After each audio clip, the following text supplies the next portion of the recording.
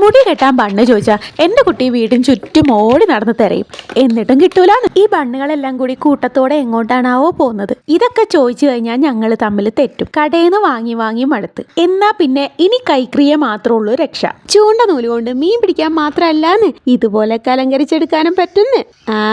ദാ ഈ വലിച്ചു നീട്ടുന്നവനെ മീറ്ററിന് 6 രൂപയുള്ളൂ. അവനെ ഞാൻ ഒരുപാടങ്ങ് വാങ്ങി വെച്ച്. എന്നാ പിന്നെ കളയുമ്പോ വേറെ ഡിസൈനിൽ അങ്ങ് ചെയ്ത് കൊടുക്കാലോ. നമ്മളോടെ കളി.